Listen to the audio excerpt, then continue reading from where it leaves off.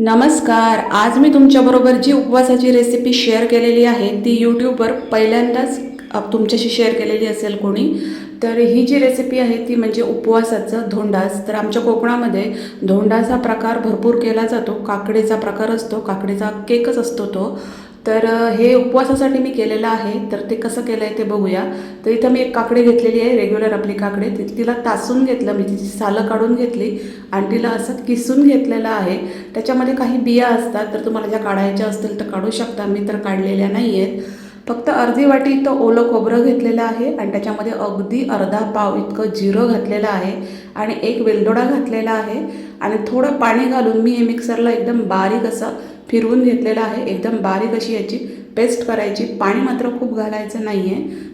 एकदम बारीक असं वाटण इथं झालेलं आहे. आता मिक्सरच्या जारमध्ये मी एक वाटी ही भगर घेतलेली आहे. आता इथं भगर एकदम आपल्याला जाडसर अशी फिरवून घ्यायची आहे. आपला जाडा रवा असतो तसं.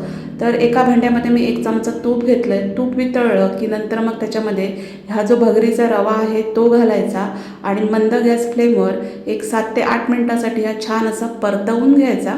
मस्त एकदम त्याचा थोडासा वास वगैरे येईपर्यंत.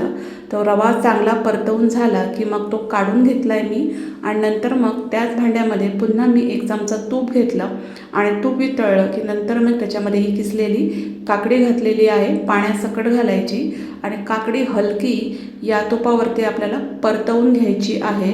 तर कोकणामध्ये हे काकडीचं धोंडास फार मोठ्या प्रमाणामध्ये केलं जातं. साधारणतः दिवाळीच्या दरम्यान मोठ्या काकड्या भेटतात, तर त्याचं हे केलं जातं.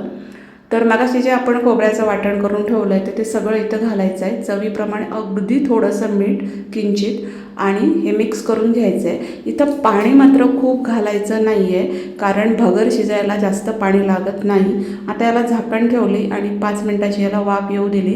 काकडी शिजायला जास्त वेळ लागत नाही. 5 मिनटात याला मस्त अशी उकळी आलेली आहे, बघू शकता. आणि काकडी पण छान अगदी शिजलेली आहे. आता मगाशी जो भगरीचा रवा आपण तुपामध्ये परतवून ठेवला तो इथं ॲड करायचा आहे. एक लक्षात घ्या की इथं पाणी जास्त ठेवायचं नाही आहे. पाणी जास्त ठेवलं तर एकदम हे चिपचिपीत असं होऊन जाईल. बरोबर भगरीच्या अंगाबरोबरच हे पाणी राहिलं पाहिजे. पाणी कमी झालं तर मागवून आपण थोडंसं गरम पाणी इथं ॲड करू शकतो. पण पाणी खूप झालं तर मात्र हा पदार्थ थोडा चिपचिपीत असा होतो, घट्टसर असा होणार नाही आहे. तर छान अशी भगर मंद गॅस फ्लेमवर या काकडीच्या पाण्यामध्ये व्यवस्थित परतवून घेतली. मला थोडं पाणी कमी वाटलं म्हणून अगदी थोडं मी पाणी घातलं. पुन्हा एकदा हे छान अगदी एकत्र करून घेतलं आणि याच्यावरती झाकण ठेवून 5 मिनटाची मंद गॅस फ्लेमवर याला वाफ दिली, जेणेकरून भगर आपली चांगली शिजेल. भगर पण शिजायला जास्त वेळ लागत नाही आणि जास्त पाणी पण घेत नाही. तर बघू शकता 5 मिनटाने मस्त अशी आपली भगर इथं एकत्र झालेली आहे आणि शिजलेली पण आहे. असं घट्टसर असं हे सारण झालं पाहिजे. बघू शकता भगर मस्त अगदी शिजलेली आहे. छान अशी परफेक्ट अशी भगर शिजवून घ्यायची. भगर शिजून झाली की मग याच्यामध्ये 1 वाटी मी गूळ घातलेला आहे. जेवढी तुम्ही भगर घेणार आहात तेवढाच तुम्हाला किसलेला गूळ घ्यायचा आहे. दोघांचं प्रमाण समान ठेवायचं आहे. आणि आता हे सगळं छान असं एकत्र करून घ्यायचं आहे. गॅसची फ्लेम मात्र स्लोच ठेवायची आहे. आता हे गूळ वितळेपर्यंत आपल्याला शिजवून घ्यायचं आहे. इथं पाणी अजिबात घालायचं नाही आहे. झाकण ठेवायचं आणि मग हे गूळ आपण जो सगळा गरमपणा आहे या पदार्थाचा त्याच्यामध्येच हे गूळ मस्त असं वितळून जाईल. मध्ये मध्ये मिक्स करायचं आणि बघू शकता मस्त असा सगळा गूळ वितळलेला आहे आणि याचा मस्त असा गोळा पण झालेला आहे. परफेक्ट इतपत असा छान असा गोळा होईपर्यंत हे छान अगदी शिजवून घ्यायचं. परफेक्ट गोळा झालेला आहे. आता हे छान असं आपल्याला पसरवून घ्यायचं आहे. तुम्ही हवं असल्यास एखाद्या ताटाला तूप लावून त्याच्यामध्ये हा गोळा काढून त्याला पसरवून घेऊ शकता, पण मी हे इथंच केलेलं आहे. वरतून थोडंसं तूप घातलं आणि स्पॅच्युलाने छान अगदी दाबून घेतलं. पारंपरिक पद्धतीने जेव्हा धोंडास करतात किंवा टोपातलं असं पण म्हणतात त्याला, तेव्हा ह्या स्टेजला इथं वरतून हळदीची पानं लावली जातात किंवा केळीचं पान पण लावलं जातं. तुमच्याकडे ते अवेलेबल असेल तर तुम्ही इथं हे लावू शकता. धोंडास करताना त्याच्यामध्ये तुम्ही भाजलेले शेंगदाणे सोलून त्याचे तुकडे करून ते वापरू शकता. आपल्या खोबऱ्याच्या कातळ्या बारीक वापरू शकता, काजूगराचे तुकडे वापरू शकता. पण जे तुम्हाला आवडत असेल ते तुम्ही इथं वापरू शकता. आता हे पूर्णपणे मी गार करून घेतलेलं आहे. पूर्ण गार करून घ्यायचं आणि एका ताटात काढून घ्यायचं. अगदी सहज निघतं हे.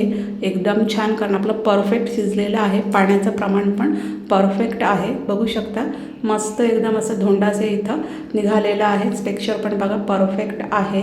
आणि आता हे आपण कट करून घेणार आहोत. तर उपवासाच्या मी बऱ्याच रेसिपी यूट्यूबवर सर्च केल्या, तर त्या साबुदाण्याच्या वगैरे त्या आपल्या रेग्युलर आहेत. पण ज्या नवीन रेसिपी आहेत त्याच्यामध्ये सगळ्यांमध्ये इनो सोडा हा वापरलेला होता. म्हणून मग मला ही रेसिपी सुचली. म्हटलं ही रेसिपी परफेक्ट आहे, पौष्टिक पण आहे, म्हणून म्हटलं ही तुमच्याबरोबर शेअर करूया. खूप अप्रतिम हे धोंडाच तयार होतं. खायला तर खूप छान, तब्येतीला पण उत्तम असा हा उपवासाचा पदार्थ आहे. नक्की करून बघा, तुम्हाला आणि तुमच्या घरच्यांना सगळ्यांना आवडेल. तर याचे असे तुकडे करून घ्यायचे. आणि बघू शकता किती सुंदर असं हे धोंडाच झालेलं आहे. इनो सोडा कुठलंही मोठं काही असं पदार्थ न वापरता एकदम साध्या सोप्या पद्धतीने पण पौष्टिक असा हा उपवासाचा पदार्थ आहे. नक्की करून बघा. तुकड्या पण नाही, म्हणजे ह्याच्या वड्या बघा तुम्ही किती मस्त पडलेल्या आहेत. परफेक्ट एकदम छान. आणि चवीला खरंच काकडे वगैरे वापरतो ना, आणि गुळ आहे, तूप आहे, त्यामुळे याची चव ना खूपच छान येते. नक्की हा पदार्थ करून बघा, मस्तच लागतो. वड्या बघा किती मस्त झालेल्या आहेत, परफेक्ट. आतून एकदम मऊसूद आहेत या, खायला तर खूप अप्रतिम लागतात. हा हटके आणि वेगळा असा उपवासाचा पदार्थ आहे. हा माझा प्रयत्न तुम्हाला कसा वाटला ते कमेंट्समध्ये नक्की सांगा. आणि हा जर व्हिडिओ आवडला असेल ना, तर त्याला लाईक करा, शेअर करा. माझ्या चॅनलला नक्की सबस्क्राईब करा. आतून बघू शकता किती परफेक्ट असं आहे, एकदम मऊसूद असं झालेलं आहे. चहाबरोबर हे धोंडाच खायला खूप छान लागतं. तुम्ही एरवी नुसतंसुद्धा खाऊ शकता. पोटभरीचा पदार्थ आहे, त्यामुळे उपवासाला आवर्जून हा थोडा वेगळा पण चविष्ट आणि पौष्टिक असा पदार्थ नक्की करून बघा. तर बघू शकता किती सुंदर अशा ह्या वड्या इथं झालेल्या आहेत. तर माझा हा उपवासाचा पदार्थाचा प्रयत्न कसा वाटला तो मात्र कमेंट्समध्ये नक्की सांगा. तर आपण नेहमीच जे उपवासाला साबुदाण्याची खिचडी, साबुदाण्याचे बाकीचे पदार्थ करतो, ते जर खाऊन कंटाळा आला असेल आणि काही पौष्टिक तुम्हाला खायचं असेल, तर हा पदार्थ त्यासाठी उत्तम पर्याय आहे. एकदम हेल्दी आहे. तर नक्की करा आणि चहासोबत ह्याला एन्जॉय करा. चहासोबत हा खरंच खूप छान लागतो. जे कोकणामध्ये पारंपरिकरित्या धोंडाच केलं जातं, तर त्याचंच मी उपवासासाठी हे वर्जन केलेलं आहे. ते कसं झालं ते कमेंट्समध्ये नक्की सांगा. थँक्यू.